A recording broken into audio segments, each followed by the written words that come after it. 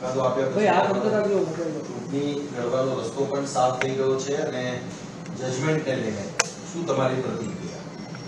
ચૂંટણી લડવું એ મારો ઉદ્દેશ નથી, પરંતુ ગુજરાતના લોકોનું કંઈક સારું થાય, ગુજરાતના લોકોના અધિકારની વાત આક્રમક રીતે વિધાનસભામાં કે લોકસભામાં પહોંચાડી શકાય એ હેતુથી ચોક્કસ આવનારા દિવસમાં નિર્ણય કરીશું. જે વિસનગરનો કેસ હતો અને એમાં નીચલી કોર્ટે 2 વર્ષની સજા આપી હતી, એ પછી અમે હાઈકોર્ટમાં ગયા હતા અપીલ માટે, પણ એમાં 2 વર્ષની સજા ઉપર સ્ટે નહોતો મળ્યો, જેના કારણે 2019ની લોકસભાની ચૂંટણી હું કન્ટેસ્ટ નહોતો કરી શક્યો. એ પછી સુપ્રીમ કોર્ટમાં ગયા. સુપ્રીમ કોર્ટે એ સમયે અર્જન્ટ હિયરિંગ માટે ના પાડી હતી અને પછી સ્ટેપ બાય સ્ટેપ કાયદાની જે પણ કાંઈ પ્રક્રિયા હાથ ધરવાની હોય એ પ્રક્રિયા સુપ્રીમ કોર્ટમાં હાથ ધરી અને ગઈકાલે માનનીય સુપ્રીમ કોર્ટ તરફથી 2 વર્ષની સજા ઉપર સ્ટે આપવામાં આવ્યો. એ પછી સતત ગુજરાતના સમાચારના માધ્યમથી એ વાતને વેગ આપવામાં આવ્યો કે હવે હાર્દિક ચૂંટણી લડશે, હવે હાર્દિક ક્યાંથી લડશે, ફલાણા ઢીકણા. પણ સવાલ બહુ સ્પષ્ટ છે કે સુપ્રીમ કોર્ટમાં ન્યાય માત્ર ચૂંટણી લડવા માટે લેવા નહોતા ગયા.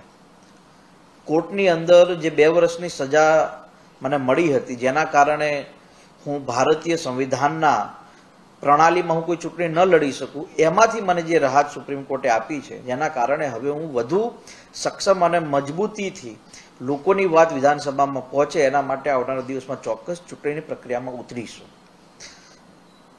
છેલ્લા 5-7 વર્ષના જાહેર જીવન અને સામાજિક જીવનના જે ઉતાર ચઢાવ આવ્યા અને એની અંદર અમે લોકોએ વગર કોઈ સત્તાએ ગુજરાતના અને દેશના ગરીબ સવર્ણ સમાજને 10% અનામત અપાવી, 1000 કરોડની યુવા સ્વાવલંબન યોજના અપાવી, 2 અનામત આયોગ અપાવી, તો ચોક્કસ રીતે ગુજરાતના 6.5 કરોડ લોકોના આશીર્વાદ, પ્રેમ અને એમનો સહયોગ મળશે અને જ્યારે એમના સાથ સહયોગથી ચૂંટણી લડીને જીતીશું તો આનાથી પણ વધુ કામ વિધાનસભામાં જઈને કરીએ એના માટેના ચોક્કસ પ્રયાસો કરીશું. ફરી એકવાર મારા શુભચિંતકોનો, મારા સાથી મિત્રોનો, મારા વકીલોનો હું હૃદયથી આભાર માનું છું કે આ પહેલી પગથિયે આપે મને જે ન્યાય અપાવ્યો છે. અને એ કહેવત સ્વાભાવિક છે કે ન્યાય મળે પણ થોડોક મોડે મળે.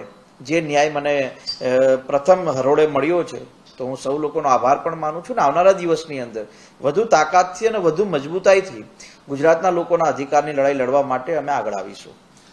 જે પ્રકારે ચર્ચા ચાલી રહી છે સરકાર સાથે છેલ્લા કેટલાય સમયથી બાકીના જે કેસીસ છે, કેસીસ પરત લેવા માટે, હજી પણ બીજા કેસીસ છે તમારી સામે જે હજુ પેન્ડિંગ છે? માનનીય સરકારને અમે પહેલા પણ વિનંતી કરી હતી અને વારંવાર એ વિનંતી અને ચર્ચાઓ ચાલે છે કે જે પણ કેસો હજુ બાકી છે, કેસોની પાસા ખેંચવા માટે યોગ્ય નિરાકરણ લાવવામાં આવે.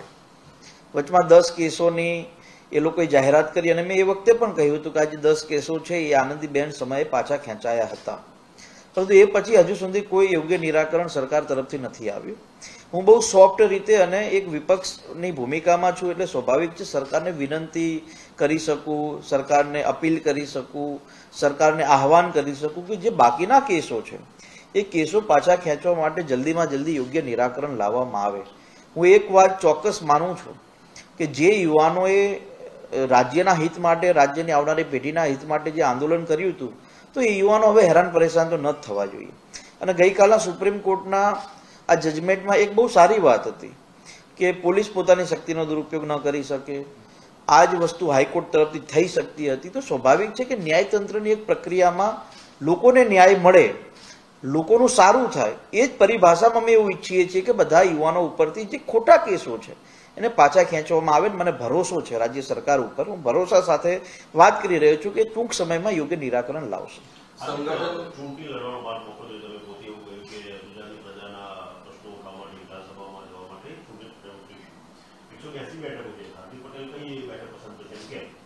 સ્વાભાવિક છે કે હજુ ચૂંટણી પ્રક્રિયાના 7 મહિનાની વાર છે અને સીટ નક્કી કરવી, કઈ સીટ ઉપરથી ચૂંટણી લડવું, એની પ્રક્રિયા હજુ ટૂંક સમયમાં શરૂઆતો પણ થશે. અને મારા કરતાં તો મીડિયા તંત્રના સૂત્રો ખૂબ એગ્રેસિવ અને આક્રમક હોય છે, ગમે ત્યાંથી શોધી લાવશે ક્યાંથી હું ચૂંટણી લડવાનો છું, શું કરવાનું છું. પણ ચૂંટણી ચોક્કસ લડવી છે.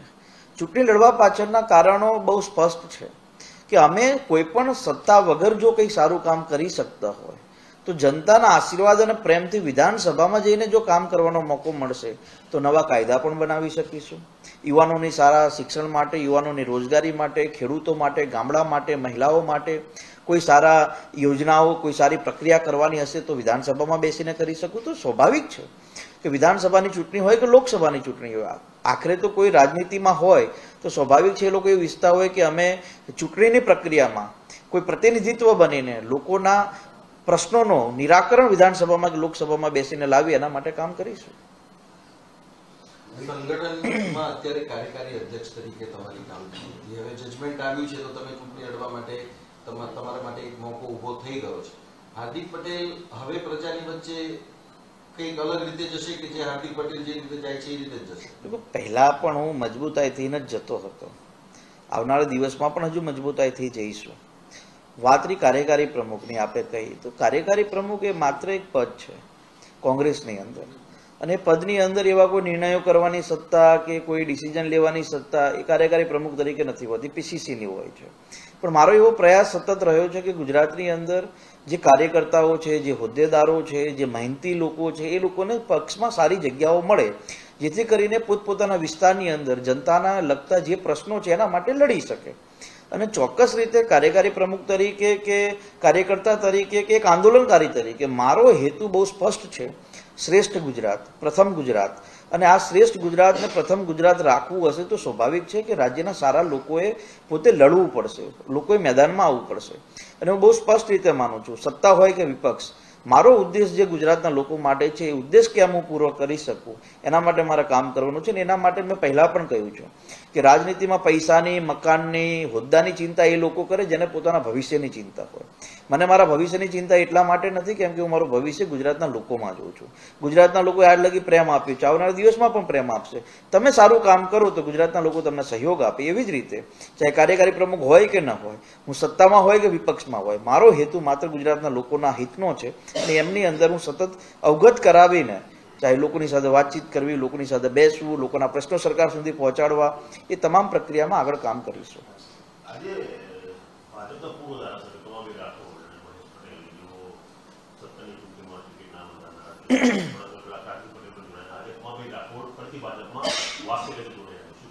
देखो, કોઈ પણ વ્યક્તિને કોઈ પણ પાર્ટીમાં જોડાવાનો અધિકાર છે. હું બહુ જ ઈમાનદારીથી મારી આ વાત આપની વચ્ચે મૂકું છું કે ભારતીય જનતા પાર્ટી કોઈ પણ લોકોને જોડવા માટે કે કોઈ પણ વ્યક્તિ સાથે વાતચીત કરવા માટે એ આક્રમક અને ડિસિઝન પાવરમાં તૈયાર હોય છે. નરેશભાઈની વાત છેલ્લા કેટલાય સમયથી ચાલે છે, 2 મહિના થઈ ગયા, હજુ સુધી કોંગ્રેસ તરફથી કોઈ નિર્ણય નથી કરવામાં આવ્યો. હું આપણા માધ્યમથી એટલું બહુ સ્પષ્ટ માનું છું કે તમે કોઈ સમાજનું સન્માન ન કરી શકો તો ચાલે, પણ એનું અપમાન તો ન જ કરવું જોઈએ. તમે વારંવાર ટીવી મીડિયાના માધ્યમથી અમુક કહેવાતા કે કોંગ્રેસના નેતાઓ એવું વારંવાર કહે છે કે ભાઈ નરેશભાઈ આ ડિમાન્ડ મૂકી, ફલાણી ડિમાન્ડ મૂકી. નરેશભાઈ એ પાર્ટી તરફ પાસે કોઈ ડિમાન્ડ નથી મૂકી.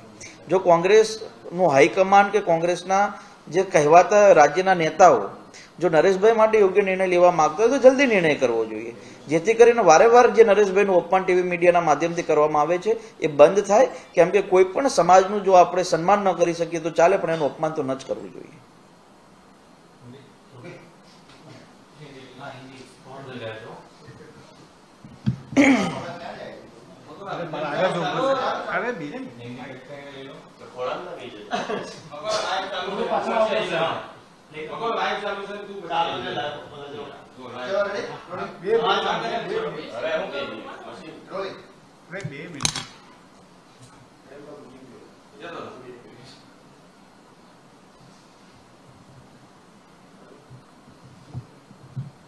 Okay, ready.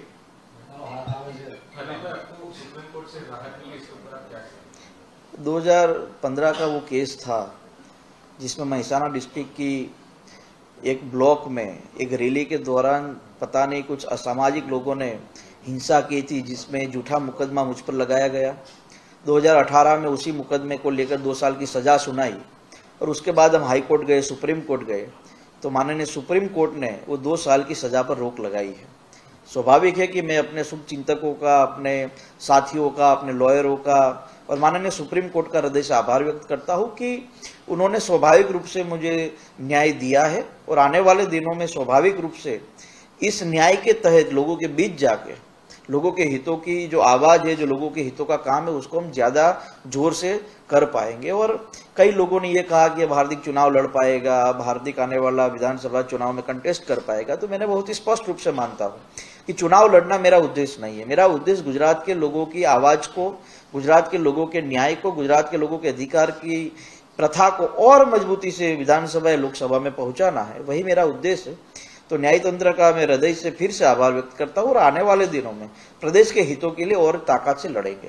क्या हम मान के चले कि इस बार के इलेक्शन में हार्दिक पटेल उतरेगी तो, लेकिन साथ ही इलेक्शन भी कंटेस्ट करेंगे? बिल्कुल लड़ेंगे, क्यों नहीं लड़ेंगे। राजनीति में मैं पिछले 60 साल से 2015 में हम लोगों ने आंदोलन की शुरुआत की, उस समय के कई ऐसे लोग थे जो दूसरे आंदोलन भी करते थे, सब लोग विधायक बने। मैं 60 साल सामाजिक और राजनीतिक जीवन के भीतर खूब मेहनत की, जेल गया, इतने सारे केस मुझ पर लगे। कभी मैंने वो विधायक बनना या मेंबर ऑफ पार्लियामेंट बनना या किसी पद पर चला जाना, वो हमने सपना नहीं देखा था। हमने सपना देखा है प्रदेश के लोगों के हितों का, और वो सपना पूरा करने के लिए अगर असेंबली में या पार्लियामेंट में जाना पड़ेगा तो निश्चित रूप से जाएंगे। और वो हम तय नहीं करेंगे ना कि मुझे जाना है, जनता तय करेगी। तो उस प्रकार हमें जनता का काम करना पड़ेगा, जनता का विश्वास हासिल करना पड़ेगा। और मुझे भरोसा है कि मैंने अपने 7 साल के जीवन में मैंने जनता का जो भरोसा हासिल किया है, तो स्वाभाविक रूप से जनता मुझे सहयोग करेगी। क्या आपने सोचा कहां से लड़ सकते हैं चुनाव, कुछ ऐसा सोचा है? ये चर्चा का विषय ही नहीं है। जिस दिन लड़ेंगे, जिस दिन ऐलान होगा, सबसे पहले हम आपको ही बताएंगे, और आपका तो सहयोग जरूर चाहिए उसमें। नरेश पटेल की कांग्रेस ज्वाइन करने की बात चल रही है, अब हार्दिक पटेल इलेक्शन लड़ेगी, क्या इससे पार्टी को और मजबूती मिलेगी? कि नरेश भाई का पिछले 2 महीनों से लगातार पार्टी ज्वाइन करने को लेकर चर्चाएं चलती, अफवाहें चलती है। लेकिन मेरी पार्टी हाईकमान से या पार्टी की जो प्रमुख स्टेट लीडर है उनसे भी विनती है कि आप इस मामले में अपना फैसला जल्द से जल्द घोषित करें। ये लगातार हर दिन मीडिया में नरेश भाई को लेकर अपमान चलता रहता है, वो समाज सहन नहीं करेगा। ये जो बार बार आप ये कहते हैं कि उन्होंने ये बार्गेनिंग रखा है, उन्होंने ये डिमांड रखी है, नहीं, हम लोग कोई डिमांड नहीं रख रहे। और नरेश भाई के मुद्दे पर मैं इतना ही कहूंगा कि आप किसी समाज का सम्मान न कर सके तो कोई बात नहीं, अपमान तो नहीं करना चाहिए लगातार टीवी मीडिया के माध्यम से। कभी कोई कांग्रेस का नेता कहता है कि उन्होंने ये डिमांड रख दी, तो भाई हमने कोई डिमांड नहीं रखी। हम चाहते हैं कि प्रदेश का हित अच्छा हो, बस। कहीं ना कहीं नाराजगी है या नहीं, नाराजगी की बात नहीं है। जो लोग ये चाहते हैं कि पार्टी का कुछ अच्छा ही ना हो, उन लोगों को ही मेरा जवाब है। સવાલ આમ આદમી પાર્ટી છે, આમ આદમી પાર્ટી ગુજરાતમાં સ્ટ્રોંગ થઈ રહી છે એવું આપને લાગે છે? અને આમ આદમી પાર્ટી તરફથી એવું પણ કહેવામાં આવી રહ્યું છે કે ભાઈ કોંગ્રેસની 50 સીટો પણ આવી મુશ્કેલ છે। કોઈપણ રાજ્યની ચૂંટણી પ્રક્રિયામાં કોઈપણ રાજ્યની પાર્ટી આવી શકે, અને આમ આદમી પાર્ટી સ્વાભાવિક છે કે 2022ની ચૂંટણીમાં અહીંયા આવીને પોતાના મજબૂતીના દાવા ઠોકશે। હવે રાજનીતિની અંદર કોઈ સારું કામ કરે તો સ્વાભાવિક છે લોકો એને પસંદ કરે। 30 વર્ષથી ગુજરાતમાં ભારતીય જનતા પાર્ટીનું શાસન છે, એટલે ગુજરાતના લોકોને સ્વાભાવિક એવું લાગે છે કે ભારતીય જનતા પાર્ટીના શાસનમાં અમે સુરક્ષિત છીએ, ભારતીય જનતા પાર્ટીના શાસનમાં અમે સારી રીતે રહી શકીએ છીએ, તો લોકો ભારતીય જનતા પાર્ટીને ચૂંટે છે। તો ગુજરાતની જનતા એવું લાગશે કે ભાઈ ફલાણી પાર્ટી અમારા હિત માટે કામ કરશે તો એ પાર્ટી મજબૂત બનશે।